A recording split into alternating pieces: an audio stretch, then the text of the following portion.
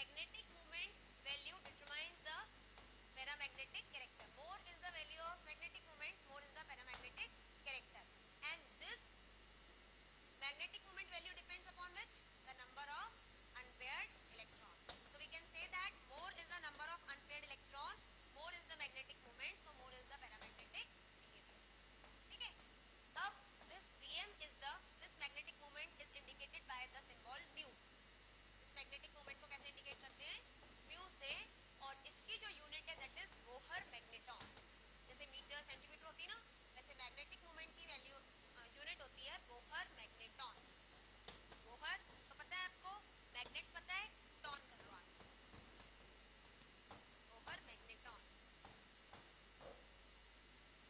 ठीक है? Suppose the number of unpaired electron are 3, so the value is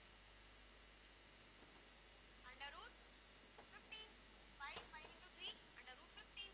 So under root 15 dm is the value for the magnetic moment if there is a presence of 3 unpaired electron. अगर 5 होंगे तो कुछ और, 6 होंगे तो कुछ और. तो जैसे जैसे ये नंबर ऑफ अनपेयर्ड इलेक्ट्रॉन बढ़ते जाएंगे वैसे वैसे ये पर्टिकुलर वैल्यू भी क्या होगी? बढ़ती जाएगी. मींस पैरामैग्नेटिक कैरेक्टर बढ़ता जाएगा. अब आपको जो पूछा जाता है, ठीक है, कैसे बढ़ रहा है, कौन से एक्सपेरिमेंट हो रहे हैं, that is the part of your physics. आपको 12th क्लास में पढ़ाएंगे. But in the chemistry and the specially atomic structure आपको किसी का भी पैरामैग्नेटिक कैरेक्टर पूछा जा सकता है. किसी का भी पैरामैग्नेटिक कैरेक्टर पूछा जा सकता है, मतलब उसके अंदर आपको क्या पता होना चाहिए? Number of unpaired electron. अगर आपसे कोई ये पूछता है कि वेदर द सब्सटेंस, कितने तरह के क्वेश्चन बन सकते हैं. दूसरे सेट को करने के बाद फिर तीसरा सेट कंटिन्यू करना है आप सभी को. पहले मैं इस दूसरे सेट को समझाऊंगा. बहुत ध्यान से आपको इस एबीसीएनवी फैक्टर को निकालना सीखना है. आगे के चैप्टर में यह एबीसीएनवी फैक्टर निकालना ही की होगा. The key to the problem is the same thing जो मैं समझा रहा हूं. आगे जितने भी मैं प्रॉब्लम कराऊंगा उन सभी प्रॉब्लम में यू विल फाइंड दैट की इज दिस ओनली. एबीसीएनवी फैक्टर सही तरीके से निकालो, सही तरीके से ऑपरेट करो and you will finally do everything in right fashion. When HNO3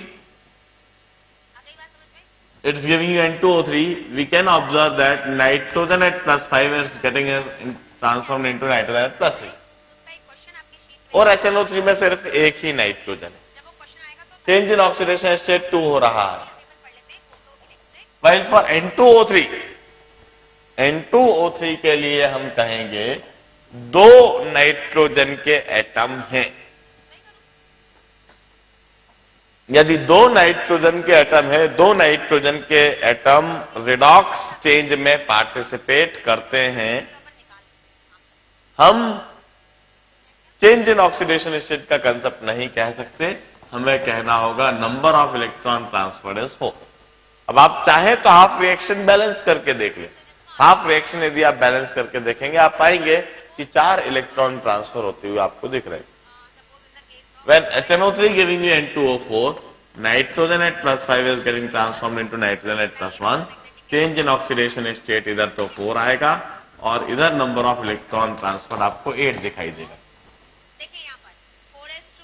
When HNO3 giving you NH4Cl, nitrogen at +5 और NH4Cl में nitrogen at -3. It's nothing but ammonia का ही एक वो. 27. अमोनिया का ही सॉल्ट है. जो अमोनिया में नाइट्रोजन का ऑक्सीडेशन स्टेट है वही NH4Cl में नाइट्रोजन का ऑक्सीडेशन स्टेट आएगा. चेंज इन ऑक्सीडेशन स्टेट 8 आपको दिख रहा है. HNO3 का इस तरह से आप एबीसीएनवी फैक्टर इन सभी रिएक्शन में देखें. अब ऑक्सैलिक एसिड का, ऑक्सैलिक एसिड जब बायऑक्सिलेट आयन दे रहा है, ऑक्सैलिक एसिड बायऑक्सिलेट आयन दे रहा है, मतलब साथ में एक H पॉजिटिव आयन दे रहा है. ऑक्सैलिक एसिड एक बायऑक्सिलेट आयन के साथ एक H पॉजिटिव आयन दे रहा है. Means oxalic acid it's behaving as a acid, it's releasing 1 H positive ion, it's basicity is 1. Why? When oxalic acid is giving you CO2, जब ऑक्सैलिक एसिड CO2 दे रहा है तब 2 CO2 मिल रहे होंगे, साथ में 2H पॉजिटिव आयन, क्योंकि hydrogen reduce और ऑक्सीडाइज नहीं होता है ऐसे रिएक्शन में। हमेशा ध्यान रखें, कुछ ऐसे स्पेशीज हैं जो रेडॉक्स रिएक्शन में न तो कभी ऑक्सीडाइज होते हैं ना कभी रेड्यूस होते हैं, until and unless specifically mentioned in some reaction। और वो कौन से स्पेशीज है? लिथियम, सोडियम, पोटेशियम, सीशियम, यह alkali metals, lithium, sodium, potassium और सीशियम, यह अल्कली मेटल रिएक्शन में कभी भी ना ऑक्सीडाइज होते हैं ना रेड्यूस होते हैं। इसी तरह से alkaline earth metal, beryllium, magnesium, calcium, strontium, ना ऑक्सीडाइज होते हैं ना रेड्यूस होते हैं। फ्लोरीन ना ऑक्सीडाइज होता है ना रेड्यूस होता है। क्लोरीन, ब्रोमीन, आयोडीन, या तो इन्हें ऑक्सीडाइज या रिड्यूस होते हुए रिएक्शन में दिखाया जाएगा, और यदि इन्हें ऑक्सीडाइज या रिड्यूस होते हुए रिएक्शन में नहीं दिखाया गया है तो आप मान के चलिए कि यह रिएक्शन के दौरान ना ऑक्सीडाइज हो रहा है ना रिड्यूस हो रहा है, क्लोरीन, ब्रोमीन और आयोडीन। इसी तरह से ऑक्सीजन रिएक्शन में यदि पेरोक्साइड में या ऑक्सीजन को चेंज होता हुआ दिखा रखा है तो आप उसे मानिए। अदरवाइज ऑक्सीजन भी यदि इस तरह के कंपाउंड में ऑक्सीजन -2 में और -2 में रहे। यह हाइड्रोजन यदि रिएक्शन में स्पेसिफिकली हाइड्रोजन का ऑक्सीडेशन स्टेट चेंज दिखा रखा है तभी आप मानिए, अदरवाइज एक्वस रिएक्शन में या जनरल रिएक्शन में इस हाइड्रोजन का ऑक्सीडेशन स्टेट कभी चेंज नहीं होना है। यह H बॉडी के फॉर्म में और H बॉडी के फॉर्म में, यह H बॉडी के फॉर्म में, H बॉडी के फॉर्म में। अब इधर इनने दिखा रखा है कि ऑक्सैलिक एसिड CO2 में जा रहा है, तो आप देखिए ऑक्सैलिक एसिड 2 CO2 दे देगा, कार्बन कार्बन बैलेंस हो गए, 2 H बॉडी देगा। अब चार्ज बैलेंस करने की जरूरत है, this is a neutral compound, charge balance करने के लिए 2 इलेक्ट्रॉन डालना जरूरी है, और हमें समझ में आ जाएगा कि ऑक्सैलिक एसिड 2 इलेक्ट्रॉन ट्रांसफर कर रहा है। वी यूज्ड टू से number of electron transferred by oxalic acid is 2, and in fact both carbon are transferring 1 electron। Oxidise हो रहा है ऑक्सैलिक एसिड में, ऑक्सैलिक एसिड का ऑक्सीडेशन हो रहा है। And while in case of CO2 हम यह लिख सकते हैं, चेंज इन ऑक्सीडेशन स्टेट भी लिख सकते हैं हम चाहे तो, change in oxidation state is 1, the number of electron transfer is 1, कुछ भी लिख दे कोई फर्क नहीं पड़ता है, क्योंकि 2 CO2 2 इलेक्ट्रॉन ट्रांसफर कर रहा है, 1 CO2 1 इलेक्ट्रॉन ट्रांसफर करेगा, इसलिए इसके लिए नंबर ऑफ इलेक्ट्रॉन ट्रांसफर 1 लिखा जाना चाहिए। While when oxalic acid is giving you bioxalate ion है मतलब साथ में 2 H40 आयन मिल रहे होंगे।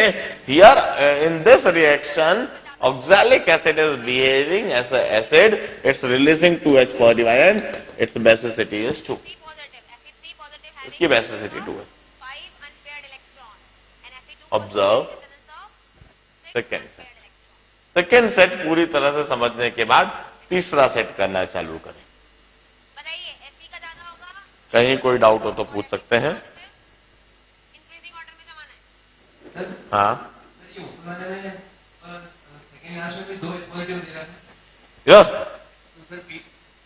हाँ, लेकिन इसमें जो मेजर ऑक्सैलिक एसिड का फंक्शन है ना वो इलेक्ट्रॉन ट्रांसफर करने का।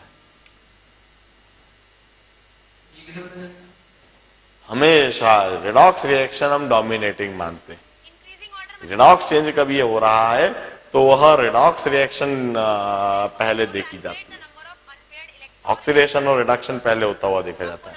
ऑक्सीडेशन रिडक्शन यदि होता हुआ नहीं दिख रहा है तो आप देखो फिर वो एसिड या बेसिक प्रॉपर्टी दिख रही है। एसिड या बेसिक प्रॉपर्टी नहीं दिख रही है तो आप देखो कि वैलेंसी वाली कुछ प्रॉपर्टी पूछी है या उससे डील करना है क्या। रिएक्शन में स्पेसिफिकली बताया भी होता है कि हमें किस तरह से इसमें प्रोसीड करना है, जनरल आइडिया भी लग जाता है।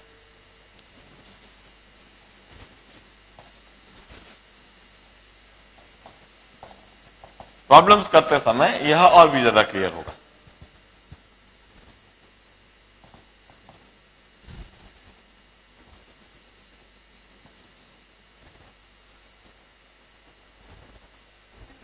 हाँ हाँ हाँ, वही तो पूछा कि ऑक्सैलिक एसिड जब CO2 में चेंज हो रहा है तो बेसिसिटी होती है, लेकिन हम रेडॉक्स रिएक्शन को डोमिनेटिंग मानते हैं। यदि इलेक्ट्रॉन ट्रांसफर हो रहा होता है तो पहले नंबर ऑफ इलेक्ट्रॉन ट्रांसफर देखा जाता है। यदि ऑक्सीडेशन स्टेट चेंज हो रहा है तो पहले ऑक्सीडेशन स्टेट चेंज की तरफ ध्यान दिया जाता है और उसी से ABCNV फैक्टर की वैल्यू कमेंट करने की कोशिश की जाती है। तुम लोग पीछे क्यों बैठे हैं?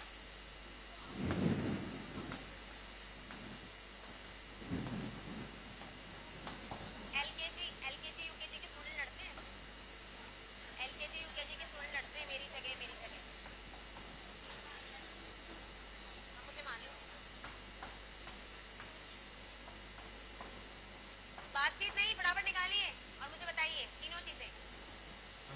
हाँ, It is necessary that number of electron is twice as number of oxidant. जे मैंने ऐसा तो कुछ नहीं बोला अभी तक तो मैंने ऐसा कहीं बोला नहीं है कुछ भी। नेसेसरी आपने क्यों कुछ भी बोल दिया?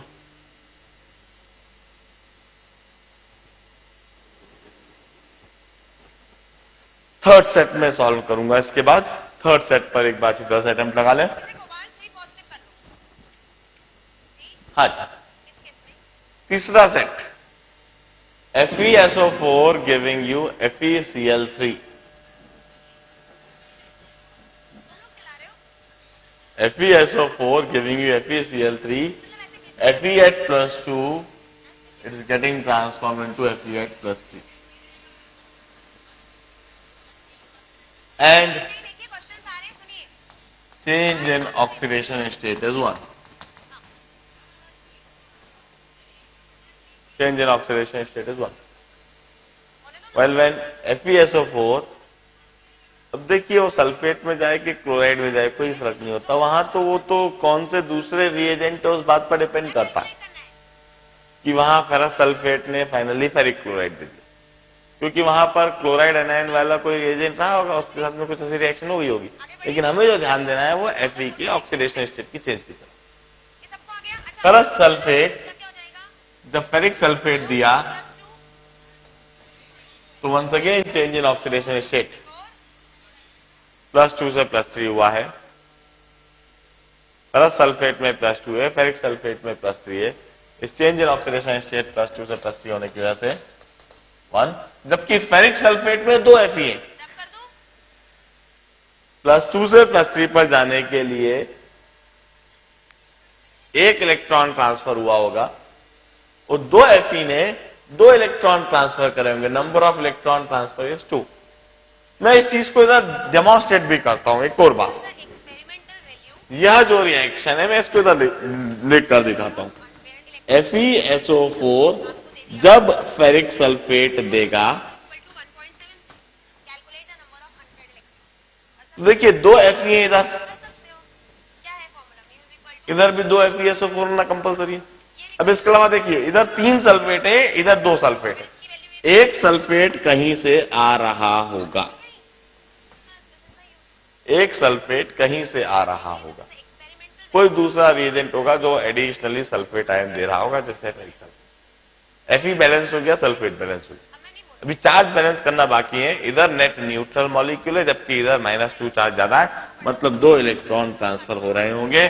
फेरिक सल्फेट का एक मॉलिक्यूल 2 इलेक्ट्रॉन ट्रांसफर कर रहा है, इसलिए नंबर ऑफ इलेक्ट्रॉन ट्रांसफर 2। अब आई विल नॉट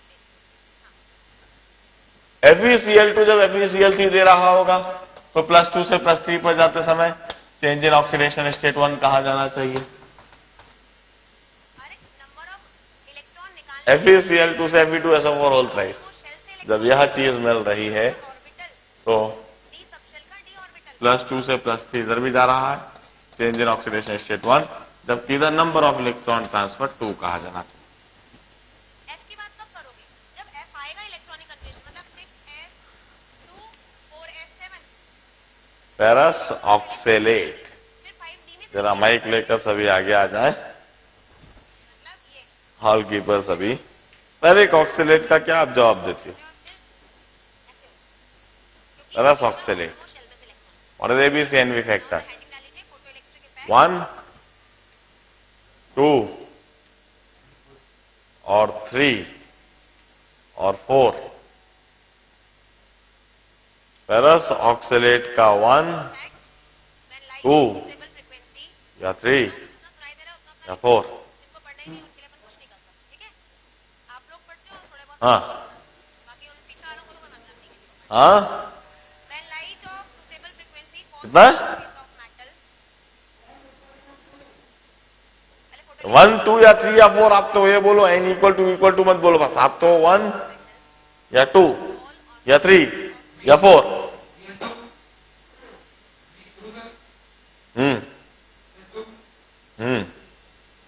सुनते जा रहा हूं मैं, आप तो बोलते जाओ, जिसका जो जो सोच रहा है वो बोलते जाओ।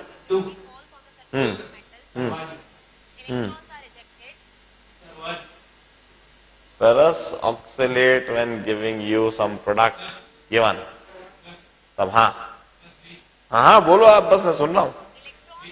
हम्म हम्म हम्म हम्म 4 कोई नहीं बोल रहा क्या? 1 बहुत सारे बोल रहे हैं, 2 भी काफी सारे बोल रहे हैं और कुछ 3 भी बोल रहे हैं। 1 वाले 1 क्यों बोल रहे हैं जरा ध्यान से सोचो, 2 वाले 2 क्यों बोल रहे हैं और 3 वाले 3 क्यों बोल रहे हैं, और 4 कोई क्यों नहीं बोल रहे? हाँ क्यों भाई 3 काय को बोल रहे हो तुम? हाँ 4 कैसा है जरा बता, नाम बता पहले।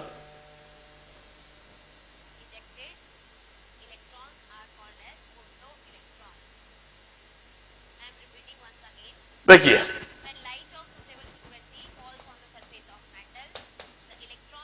Ferrous oxalate half reaction balance करने की जरूरत है। फेरस आयन दे रहा है साथ में 2CO। सारे स्पेशल्स ऑलरेडी बैलेंस्ड दिख रहे हैं, Fe भी बैलेंस हो गया, कार्बन भी, ऑक्सीजन। चार्ज बैलेंस अभी नहीं दिख रहा, इधर न्यूट्रल मॉलिक्यूल, इधर +3, इधर 2CO2, 3 electron.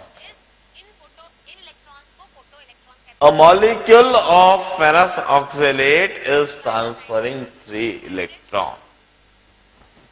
The number of electron transferred by it is 3. जरा सोचो, an electron is transferred by ferrous ion and 2 electrons are transferred by oxalate ion. इधर फेरस आयन का भी ऑक्सीडेशन हो रहा है और ऑक्सलेट आयन का भी, जैसे मैंने इसके पहले बताया, उसका भी ऑक्सीडेशन हो रहा है। फेरस आयन का भी ऑक्सीडेशन और ऑक्सलेट आयन का भी ऑक्सीडेशन। हाँ नहीं आप मना मत करो, उसका काट लो और बाहर निकाल दो। 202 में इसी समय काट लो और बाहर निकाल दो। सुनवाई मैं क्लास के बाद करूंगा, इसी समय मेरे सामने बाहर निकालो, इसी समय उसको। 202 में जब एक पर्टिकुलर फ्रीक्वेंसी की लाइट, जिसकी की कुछ फ्रीक्वेंसी है, अगर वो हम मेटल सरफेस पे incident an electron is transferred by ferrous ion। एक फेरस आयन इलेक्ट्रॉन ट्रांसफर कर रहा है तीनों चीजें हैं, मतलब we are talking about the photon. और 2 इलेक्ट्रॉन ऑक्सलेट आयन ट्रांसफर कर रहे हैं। जैसे मैंने बताया था कि ऑक्सलेट आयन भी ऑक्सीडाइजेबल है और फेरस आयन भी ऑक्सीडाइजेबल है। फेरस आयन जब ऑक्सीडाइज होता है फेरिक आयन देता है और 1 इलेक्ट्रॉन ट्रांसफर करता है, और ऑक्सलेट आयन जब ऑक्सीडाइज होता है तब 2 इलेक्ट्रॉन ट्रांसफर करता है। दोनों मिलके, दोनों ही ऑक्सीडाइज होके टोटल 3 इलेक्ट्रॉन ट्रांसफर करेंगे। The number of electron transferred is 3। इस चीज को सोचना होता है प्रॉब्लम। इस तरह के कंपाउंड आएंगे, इस तरह के प्रोडक्ट आएंगे और हमें यह सोचना होगा कि इधर 2 चीज ऑक्सीडाइज हो रही है और दोनों मिलके कितने इलेक्ट्रॉन ट्रांसफर कर रहे हैं। क्या आप इसी तरह से FeS2, H2O2, H2O2, CuS2, CO2H2 इनके लिए करेंगे? फेरस ऑक्सलेट समझने के बाद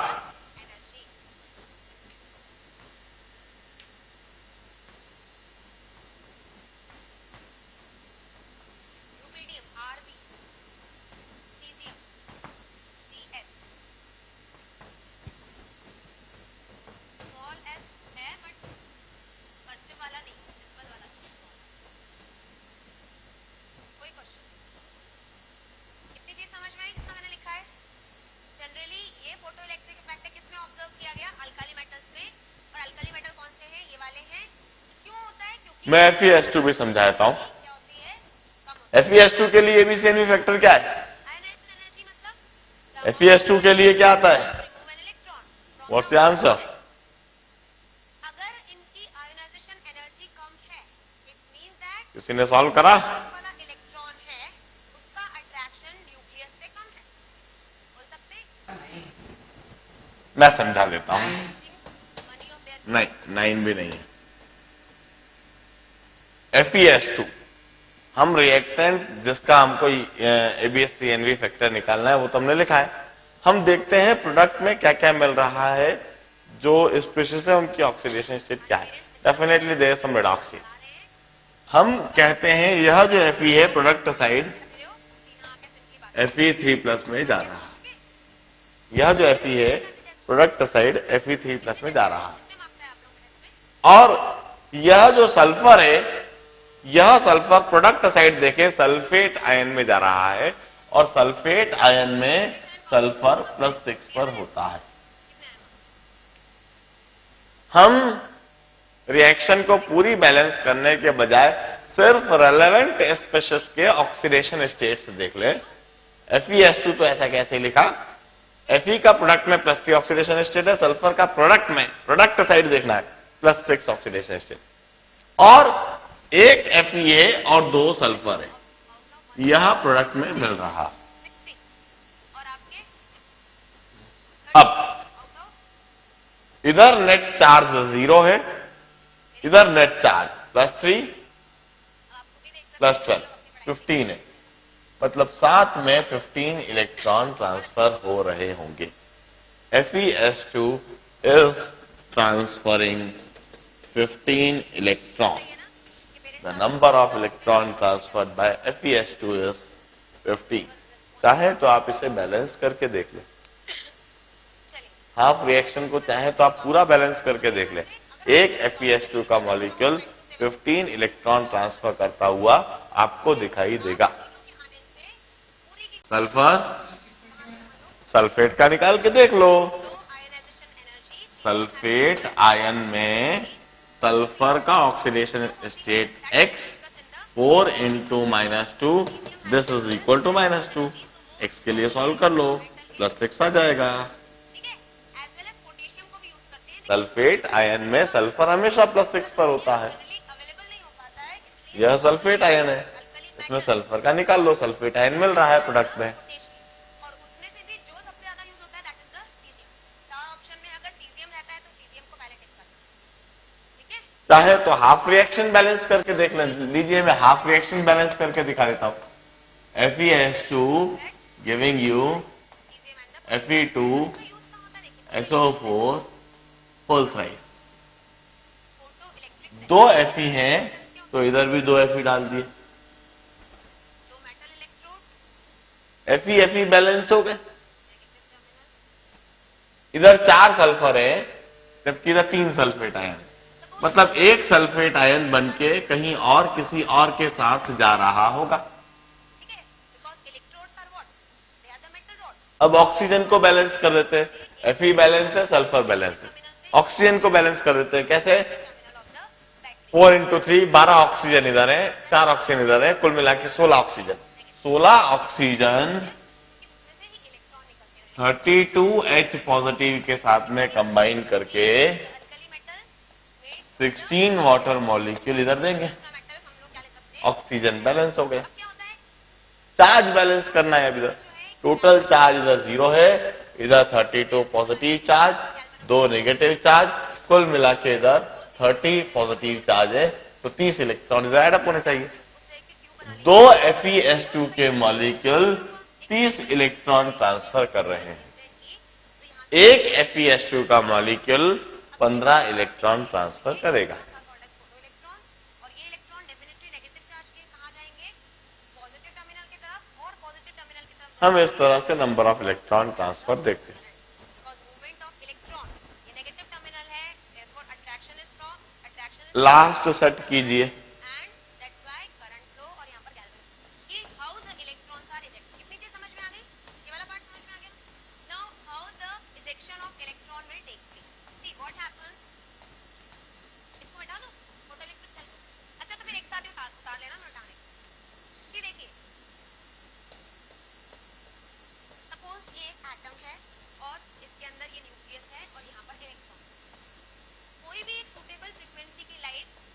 कोई भी एक फोटोन जिसकी एनर्जी इतनी है, अगर हम इसके ऊपर इंसिडेंट करवाते हैं तो ये लाइट क्या करती है बेसिकली, ये न्यूक्लियस है, ये इलेक्ट्रॉन, अगर ये लाइट इसके ऊपर आई तो there is a attractive forces in between the electron and the nucleus है, मतलब इस न्यूक्लियस ने इन सभी रिएक्शन के लिए एबीसी एनवी बात फैक्टर हम अल्कली मेटल की कर रहे हैं, क्योंकि alkali metal having the presence of one electron in the outermost shell, ठीक है।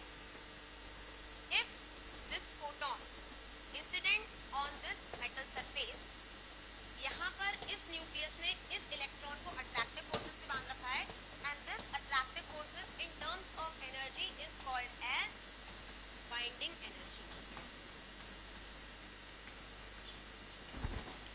या जिसको कि हम कहते हैं थ्रेशोल्ड एनर्जी। अगर हाँ ये चीज समझ में आई कि ये जो इंसिडेंट फोटोन रहता है इसके पास H2O2 के लिए एनर्जी रहती है कि वो इस एनर्जी को तोड़ फॉर H2O2 देती है, इनके बीच में attractive giving you H2O। Electron क्या हो गया है, देखिए, eject. Let's balance oxygen first. Energy या थ्रेशोल्ड एनर्जी हर किसी let's balance oxygen first. CGM के लिए कुछ अलग, इधर O2 है, इधर 2H2O कर दिया, ऑक्सीजन बैलेंस हो गया। सोडियम के लिए कुछ अलग है, हाइड्रोजन को बैलेंस करने के लिए 2H पॉजिटिव इधर लगा दिया, तो हम इंसिडेंट कर रहे हैं। हाइड्रोजन बैलेंस हो गया। बाइंडिंग एनर्जी है, चार्ज बैलेंस करने के लिए 2 इलेक्ट्रॉन इधर डालने की जरूरत है। ये जो HNU है इसकी एनर्जी कितनी है, 4 जूल की एनर्जी है, और दूसरे रिएक्शन के लिए for the caesium it is a hypothetical H2O2 giving you O2, oxygen already balance हो गया है। पार्ट तो क्या कर रहा है, इस हाइड्रोजन को बैलेंस करने के लिए तोड़ने में 2H पार्टी डाल दिया, एनर्जी बिकम्स द और energy of ejected charge balance करने के लिए gives the velocity 2 electron. Now it's one of a very important reaction used in this chapter. energy is used Here, forces and rest of the energy become the kinetic energy of ejected electron. try to understand the behavior of H2O2. This HNU H2O2 में oxygen peroxide linkage में होता है कुछ इस तरह से, yeah which is also called as binding energy, yeah which is also called as और यहाँ ऑक्सीजन दोनों ही -1 ऑक्सीडेशन स्टेट पर होता है, दोनों ही ऑक्सीजन। मतलब 2 जूल यह दोनों ही ऑक्सीजन जो -1 ऑक्सीडेशन स्टेट पर है, इसे हम पेरोक्साइड वाला ऑक्सीजन कहते हैं।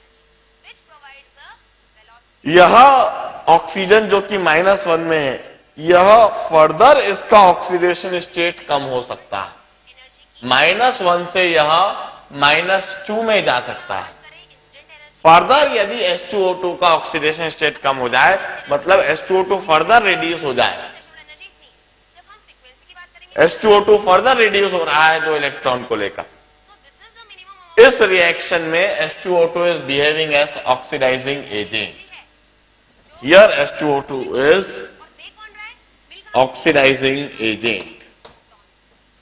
so this threshold energy is the इस रिएक्शन में H2O2 oxidizing agent, electron, तो threshold frequency क्या क्योंकि is the minimum यह H2O2 स्वयं रिड्यूस हो रहा है, सामने वाले किसी को ऑक्सीडाइज करेगा, और नंबर ऑफ इलेक्ट्रॉन ट्रांसफर्ड 2 है। 2 जूल है, तो यहाँ पर कितनी एनर्जी लग रही है, जबकि यह H2O2 इस रिएक्शन में -1 से 0 पर जा रहा है, इसका ऑक्सीडेशन स्टेट बढ़ रहा है, यह ऑक्सीडाइज हो रहा है, सामने वाले किसी को रिड्यूस करेगा।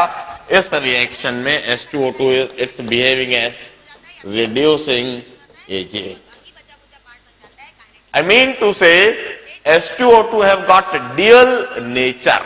H2O2 का dual nature होता है क्योंकि इसका इंटरमीडिएट ऑक्सीडेशन स्टेट है, इसलिए वह ऑक्सीडेशन स्टेट बढ़ भी सकता है, वह ऑक्सीडेशन स्टेट घट भी सकता है, H2O2 ऑक्सीडाइज भी हो सकता है, H2O2 रिड्यूस भी हो सकता है, H2O2 रिड्यूसिंग एजेंट के माफिक भी काम कर सकता है, H2O2 ऑक्सीडाइजिंग एजेंट के माफिक भी काम कर सकता है। यदि H2O2 O2 दे रहा है मतलब ऑक्सीडाइज हो रहा है, मतलब रिड्यूसिंग एजेंट के माफिक काम कर रहा है। H2O2 यदि वाटर दे रहा है मतलब रिड्यूस हो रहा है, मतलब ऑक्सीडाइजिंग एजेंट के माफिक काम कर रहा है, लेकिन इसमें भी नंबर ऑफ इलेक्ट्रॉन ट्रांसफर 2 ही है। H2O2 चाहे ऑक्सीडाइजिंग एजेंट के माफिक बिहेव करे, चाहे रिड्यूसिंग एजेंट के माफिक बिहेव करे, H2O2 का एक मॉलिक्यूल हमेशा 2 इलेक्ट्रॉन ट्रांसफर करता है, और चूंकि H2O2 का एक मॉलिक्यूल हमेशा 2 इलेक्ट्रॉन ट्रांसफर करता है, इसलिए नंबर ऑफ इलेक्ट्रॉन ट्रांसफर हमेशा 2 है। H2O2 के लिए n is always equal to 2।